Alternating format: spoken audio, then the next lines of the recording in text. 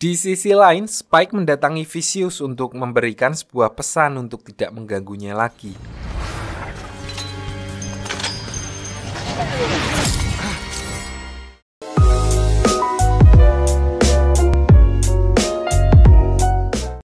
Sementara itu, Faye yang sedang sibuk dengan dunianya untuk mencari jati dirinya. Jadi diceritakan Faye berasal dari bumi sejak bumi tidak lagi bisa dihuni. Dia dibekukan entah berapa lama sampai akhirnya dia terbangun dan karena otaknya sudah terlalu lama beku, dia tidak bisa mengingat apapun tentang masa lalunya. So di sini dia mencari orang-orang yang terhubung dengan proyek pembekuan tersebut untuk mencari asal-usul tentang dirinya. Namun sialnya saat dia sedang menginterogasi seseorang yang kemungkinan akan memberinya petunjuk, para pejuang ramah lingkungan menyerang tempat tersebut dan membawa satu-satunya petunjuk tentang asal-usul dirinya.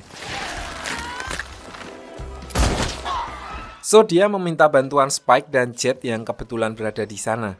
Dia menawarkan imbalan atas buronan para pejuang ramah lingkungan yang meneror warga di sana. Awalnya mereka tidak percaya dengan semua perkataan Faye. Namun ketika mereka melihat sendiri di TV dan imbalan atas para pejuang tersebut cukup besar, mereka langsung OTW ke markas para pejuang ramah lingkungan dengan bermodalkan alat pelacak milik Faye. Di sisi lain, Vicious mulai berencana untuk menggulingkan kekuasaan para tetua sindiket. Pertama, dia mengajak salah satu pemimpin sindiket lain untuk bekerja sama dengannya. Kembali ke Faye, setelah sampai ke markas para pejuang ramah lingkungan, dia menemukan orang yang dicarinya sudah menjadi pohon. Jadi para pejuang ramah lingkungan mempunyai sebuah bom yang berisi spora di mana ketika spora tersebut terhisap, maka orang yang menghisapnya akan berubah menjadi sebuah pohon. Mereka berencana meluncurkan roket berisi spora tersebut ke kota-kota besar di planet lain. Namun ketika mereka udah kegap sama Spike dan yang lain, pemimpin para pejuang itu melarikan diri.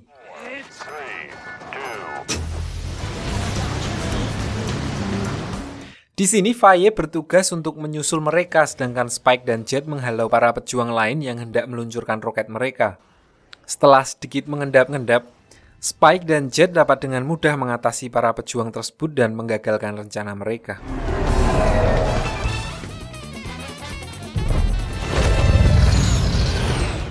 Namun di sisi lain, pemimpin pejuang yang udah kabur mengetahui kalau rencana mereka udah gagal.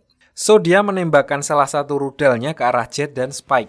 Dan di sini dengan terpaksa, Faye harus menyelamatkan mereka dengan berkorban menabrakkan pesawatnya ke rudal tersebut.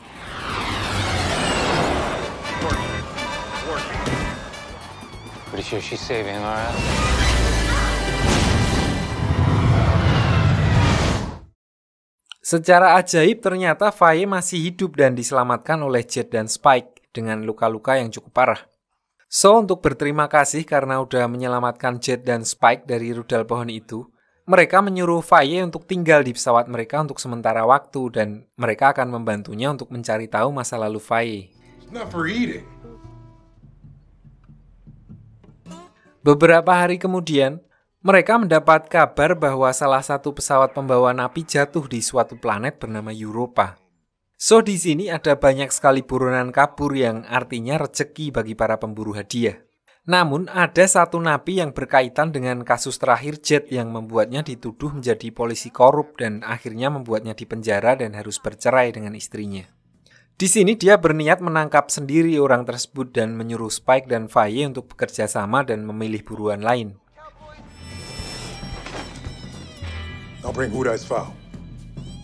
Lanjut ke Jet. Di sini dia menemui rekan lamanya waktu terakhir kali dia bertugas di kepolisian untuk membersihkan namanya. Jet menduga kalau suami dari mantan istrinya yang menjebaknya. So mereka memulai pengejaran buronan mereka dengan mendatangi pembuat paspor palsu. Sesampainya di sana, Jet mendapatkan dokumen milik buruannya dan si pembuat paspor berkata kalau beberapa jam lagi buronan mereka akan datang untuk mengambil dokumen tersebut. Namun di sini polisi malah menggerbek tempat itu yang otomatis membuat buronan mereka menjauhi tempat tersebut. Sampai di sini Jet berpikir satu-satunya cara untuk ke planet lain tanpa menggunakan dokumen adalah dengan bersembunyi di kontainer di pos penyortiran. So mereka langsung OTW ke sana.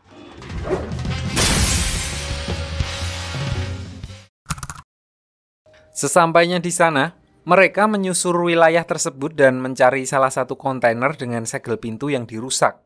Singkat cerita, Jet menemukan ciri-ciri segel pintu yang dimaksud dan setelah dibuka, ternyata buronan yang mereka cari benar berada di situ dan langsung melarikan diri. Di sini Jet berusaha mengejarnya dan saat buronannya udah terpojok, tiba-tiba rekan Jet dari kepolisian menembaknya. Hal ini menegaskan kalau ternyata orang yang menjebak Jet selama ini adalah rekannya sendiri yang bekerja sama dengan Syndicate. So, tidak punya pilihan lain, Jet harus menghabisi rekannya sendiri. Tidak berselang lama karena mendengar suara tembakan, suami dari mantan istri Jet yang juga bekerja di kepolisian datang dan dia berkata kalau selama ini dia udah curiga dengan mantan rekan Jet. So, mulai dari sini mereka berdua jadi lebih akrab satu sama lain.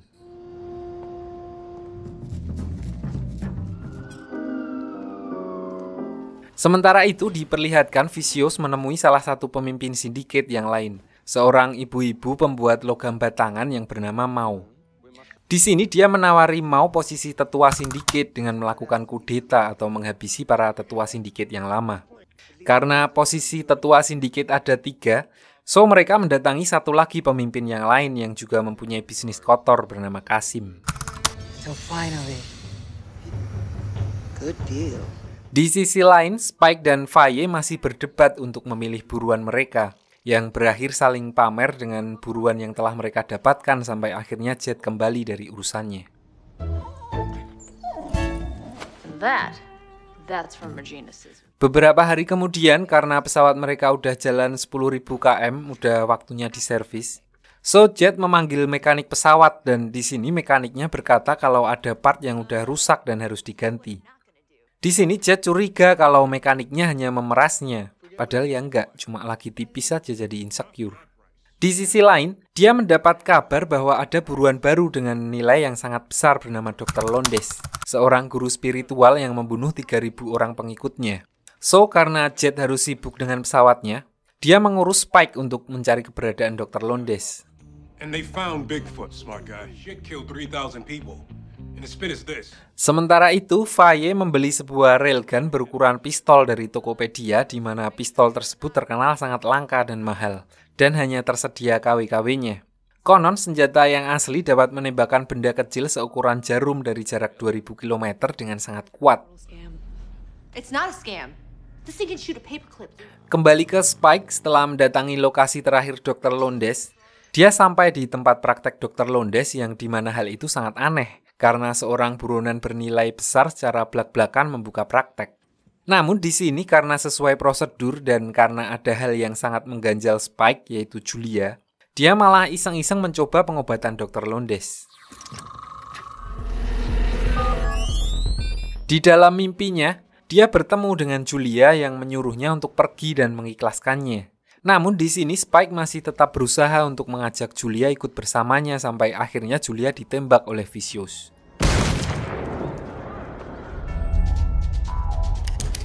Di sini mimpi tersebut diputar berulang-ulang kali dan ternyata itu adalah proses dari Dr. Londes dalam mendownload kesadaran para anggotanya.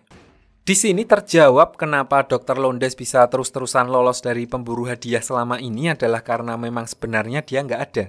Dr. Londes adalah sebuah Freedom Artificial Intelligence atau sistem kecerdasan buatan yang bebas di mana dia terus memperbaiki diri dengan mendownload kesadaran para anggotanya. Dan orang yang diambil kesadarannya akan berakhir husnul khotimah.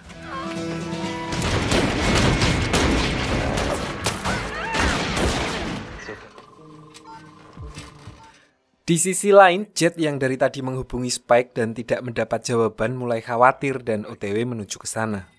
Sesampainya di sana, dia melihat Spike sedang tertidur menggunakan alat virtual reality dan seorang pria yang mengatakan bahwa kalau Jet membuka paksa alat tersebut, maka otak Spike tidak akan berfungsi lagi. Orang itu adalah sang pencipta dari artificial intelligence tersebut. Dia juga mengatakan kalau server utama dari Londes berada di bumi. Mendengar hal itu, Jet langsung OTW ke bumi. Got the J72, not the J92. I'm working good now, Jet. Okay, now.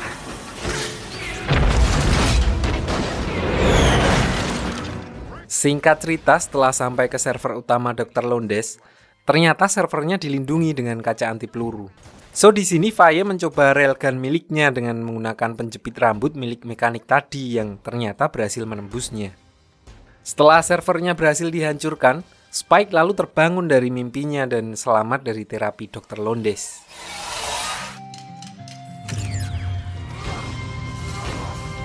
He's alive. Seminggu setelah peristiwa tersebut, di sini diperlihatkan Spike yang masih sering merasa migrain yang mulai mengganggu temperamennya. Excuse me. Di sisi lain, Faye didatangi oleh orang yang selama ini dicarinya. Orang yang sama yang mengaku menjadi ibunya waktu pertama kali Faye terbangun dari pembekuannya. Orang itu mengaku bernama Whitney yang meminta bantuan Faye untuk mengantarnya ke sebuah planet dengan imbalan identitas lamanya. So dia mengenalkannya dengan Jet dan Spike. Jadi Whitney adalah juga seorang buronan yang sangat ahli dalam bidang penipuan. So di pesawat hanya dalam beberapa menit Whitney udah bisa langsung mengambil hati Jet dan Spike. Degenerate gambler. Di sisi lain dari pertemuannya dengan Mau, Julia mulai sadar kalau ternyata selama ini Fearless masih hidup dan mengubah namanya menjadi Spike. Namun di sini dia diperingatkan untuk tidak mencarinya selagi Vicious masih hidup. Balik ke Faye dan kawan-kawan, di sini pesawat mereka tiba-tiba diretas oleh Ming, suami dari Whitney sekaligus seorang pedagang senjata paling kaya di seluruh tata surya. Di sini dia meminta mereka untuk menyerahkan Whitney. You're gonna have to go through my friends first. The hell he does? So mulai dari sini mereka berpencar. Whitney dan Faye mengambil identitas Faye sementara Jet dan Spike mengalihkan perhatian Ming. Di sisi lain, Vicious dan Mau mendatangi teman mereka yang bernama Kasim. Dia merencanakan kudeta dengan cara menyerahkan Vicious yang diborgol dengan borgol bohongan, lalu ketika sudah cukup dekat, dia akan menghabisi para penjaga dan tetua sindiket di singgasananya. Di sini Kasim menyetujuinya dengan syarat dia mendapatkan tambahan beberapa persen dari keuntungan bisnis Red Eyes milik Vicious. And Breen! Singkat cerita, setelah selesai dengan meeting tersebut, Julia mendatangi Mau secara privat dan dia meminta Mau untuk mengkhianati Vicious dengan mengganti borgol bohongannya dengan borgol beneran, dengan imbalan seluruh kekuasaan Vicious asal Julia bisa terbebas dari sindiket. Balik ke Jet dan Spike, di sini karena anak Jet lagi pentas seni, so dia harus video call untuk menghadiri pentas seni tersebut. Sementara Spike harus melawan para anak buah Ming sendirian.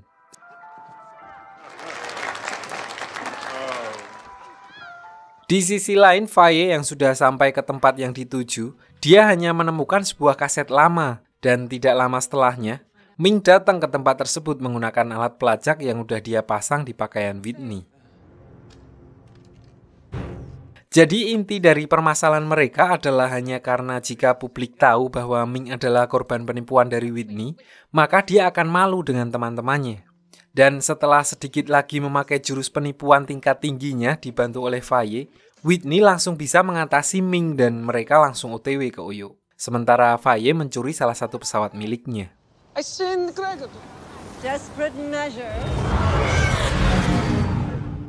Sesampainya di pesawat, Faye dan teman-temannya langsung memutar kaset yang ditemukan oleh Faye sebelum dia dibekukan yang isinya adalah video tentang masa kecilnya. Today you are who you are today. You're still me, but Who understands the vagaries of minutiae?